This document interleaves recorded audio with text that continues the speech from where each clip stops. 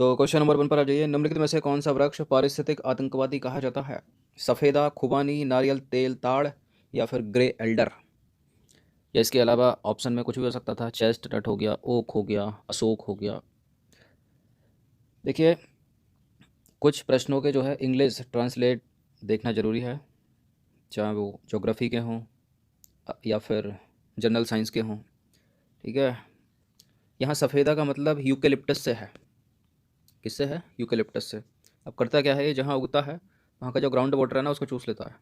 मतलब बहुत ज़्यादा उसको उपयोग करता है, ये पानी की खपत कर देता है। यानी एक कतार में देखा जाए तो 500 पेड़ है, तो वहाँ तो पानी रहेगा नहीं नीचे। इसलिए इसको पारिस्थितिक आतंकवादी या पर्यावरण का शत्रु कहा जाता है, सफ़ेदा या यूकेलिप्टस के पेड़ को। तो वो जो इंग्लिश ट्रांसलेशन इसकी होती है वहाँ तो यूकेलिप्टस ही लिखा होता सफ़ेदा की जगह। इसमें देखना जरूरी है। क्वेश्चन नंबर 2 पर आ जाइए। महासागर के अंतर्गत वह सीमा क्षेत्र जहाँ तापमान में तीव्र गिरावट आती है, उसे क्या कहोगे? क्या कहा जाता है वो क्षेत्र? महाद्वीपीय सेल्फ, हेलोक्लाइन, महासागरीय ड्रिफ्ट या फिर थर्मोक्लाइन? वो कहा जाता है थर्मोक्लाइन, यानी ताप प्रवणता। तो देखिए, महासागर के अंतर्गत वह सीमा क्षेत्र जहाँ तापमान में तीव्र गिरावट आती है उसे ताप प्रवणता कहा जाता है, यानी थर्मोक्लाइन।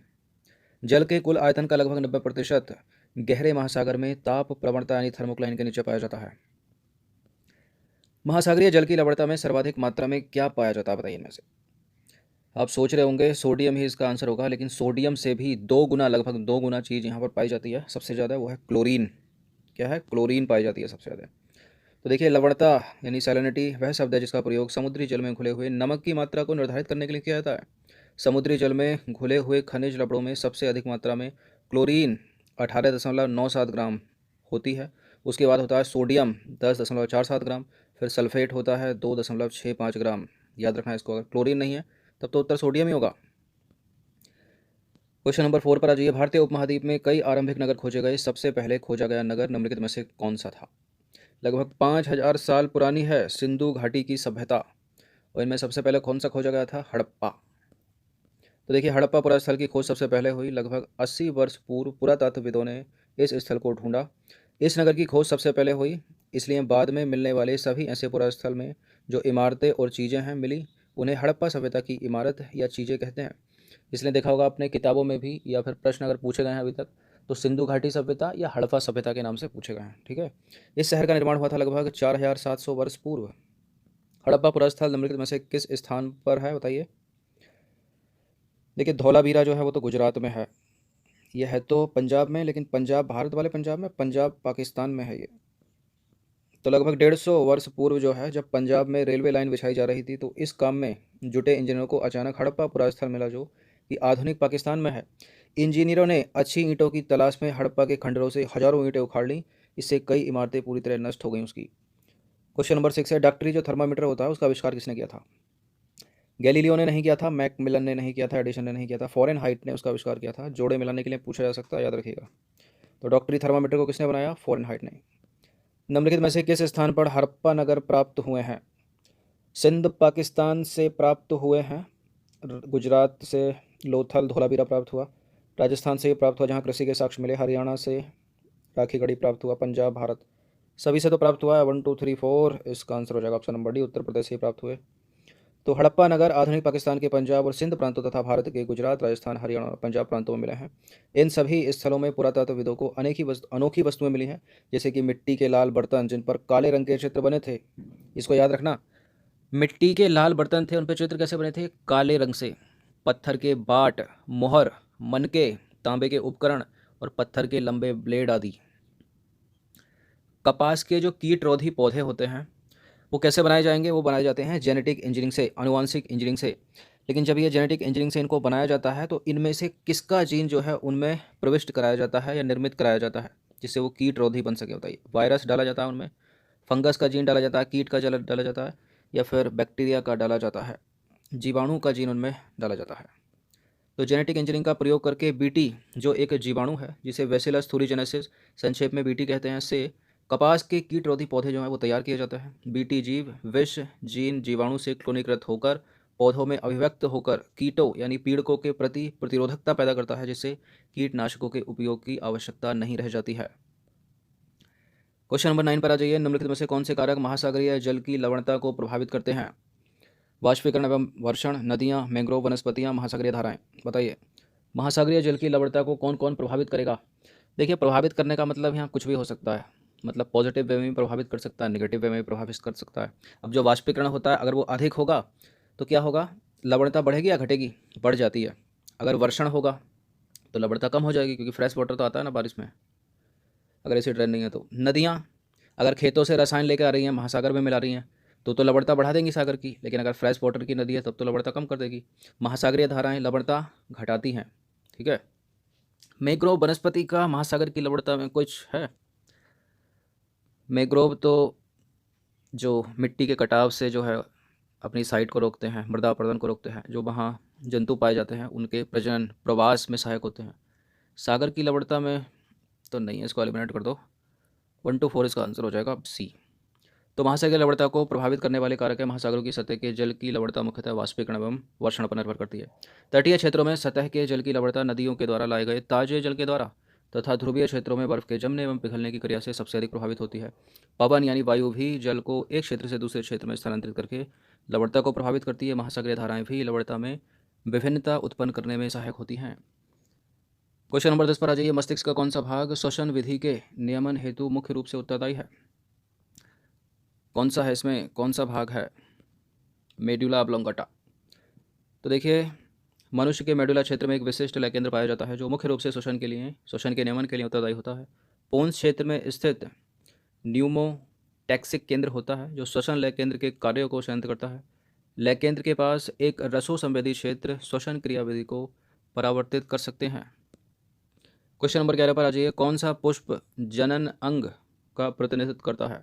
बताइए कौन सा पुष्प जो है वो नर जनन अंग का प्रतिनिधित्व करता है। पुमंग, जायांग, परागण या गुरु बीजाणुधानी। पुमंग है। तो पुष्प में नर एवं मादा जनन संरचनाएं पुमंग एवं जायांग विभेदित एवं विकसित रहती हैं। पुमंगों से भरपूर पुंकेश्वरों का गोला नर जननांग का तथा जायांग स्त्री जनन अंग का प्रतिनिधित्व करता है, ठीक है। जो पुमंग हो गया वो नर जननांग के लिए और जो जायांग हो गया वो स्त्री जननांग के लिए। पुष्पों में पुष्पों के परागण को संरक्षित करने के लिए किसका उपयोग किया जाता है। पुष्पों के परागण को संरक्षित करना है लिक्विड नाइट्रोजन, लगभग -196 या 97 तक रहता है इसका टेम्परेचर। तो बहुत से पुष्पों के परागण को द्रव नाइट्रोजन यानी लिक्विड नाइट्रोजन में कई वर्षों तक भंडारित किया जाता है। टेम्परेचर क्या है, -196 डिग्री सेल्सियस। इस प्रकार से भंडारित पराग का प्रयोग बीज भंडार की भांति पराग भंडारों के रूप में फसल प्रजनन कार्यक्रम में किया जाता है। क्वेश्चन नंबर 13 पर आ जाइए। 13वां प्रश्न है, निम्नलिखित में से कौन सा जीव या प्राणी पुष्पीय पादप के परागण में सहायता नहीं करता। बताइए पॉलिनेशन कौन नहीं करता है, बताइए। देखिए यूपी पीसीएस में 150 प्रश्न है और इसमें एक एग्रीकल्चर का भी सेक्टर है, कृषि वाला, ठीक है, और डिस्ट्रिक्ट जो ऑफिसर है उसकी भी पोस्ट है इसमें। तो इस तरह के प्रश्न जरूर पूछे जाएंगे 3 से 4 या 5 6 तक, ठीक है।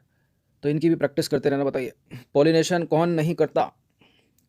तितली, मधुमक्खी भी करती है, चींटी भी करती है। पक्षियों में शकरखोरा करता है, गोरैया नहीं करती, ठीक है। इसके अलावा अगर होता ऑप्शन में चमगादड़ तो चमगादड़ भी करता है, भौरे भी करते हैं, ठीक है, चींटियाँ भी करती हैं। तो गौरैया पुष्पीय पादपों के लिए परागण कारक या कर्मक के रूप में कार्य नहीं करती। अधिकांश पुष्पीय पादप परागण के लिए प्राणियों को परागण कारक या कर्मक के रूप में उपयोग करते हैं।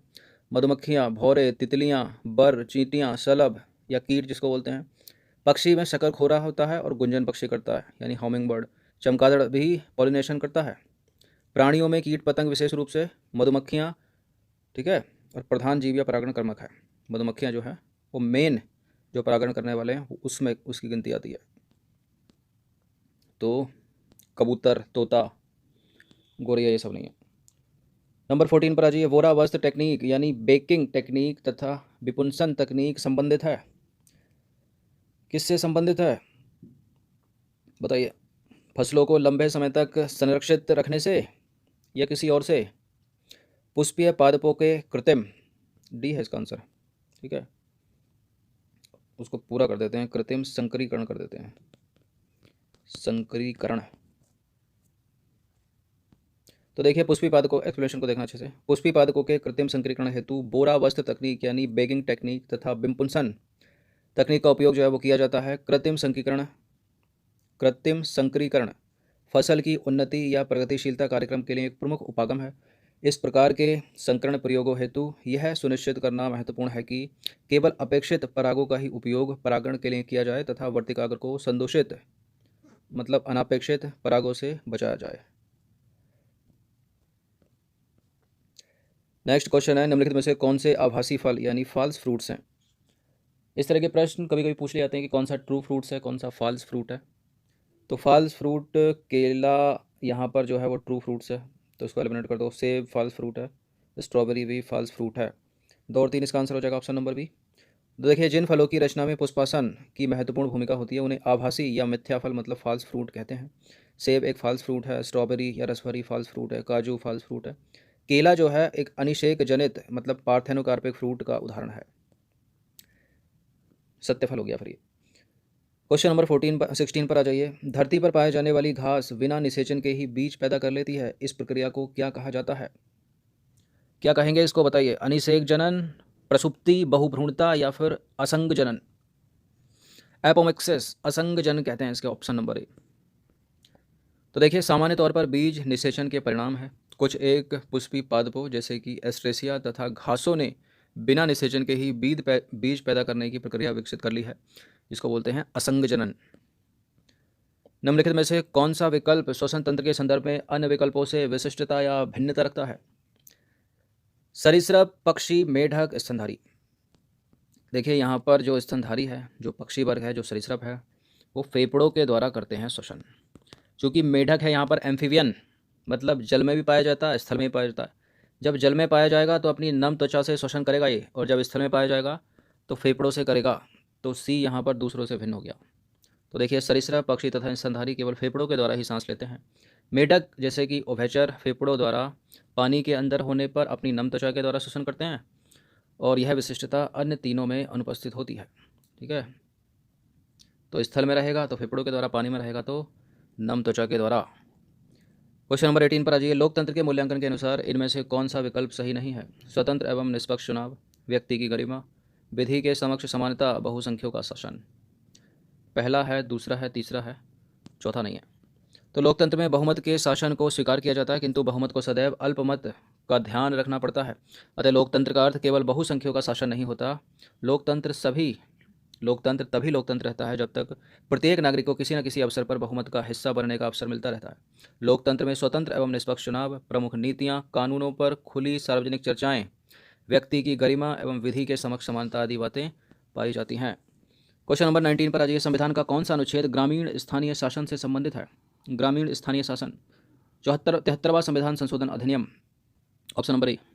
तो 73वां संविधान संशोधन अधिनियम 1992 ग्रामीण स्थानीय शासन से संबंधित है, जबकि 74वां संविधान संशोधन अधिनियम 1993 शहरी स्थानीय शासन से संबंधित है। ये दोनों अधिनियम 1993 में ही लागू हुए थे। क्वेश्चन नंबर 20 पर आ जाइए। 20वां प्रश्न है, निम्नलिखित में से कौन सा संशोधन शहरी स्थानीय निकाय या नगरपालिका से संबंधित है?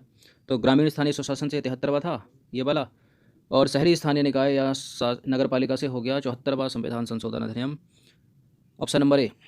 तो 74वां संविधान संशोधन शहरी स्थानीय निकाय या नगरपालिका से संबंधित है। ये दोनों के दोनों 1993 में ही लागू हुए थे। ठीक है, जैसा कि ऊपर वाले विकल्प में लिखा है। तो 20 प्रश्न थे ये, इनकी प्रैक्टिस कम से कम एक बार तो कर ही लेना। धन्यवाद।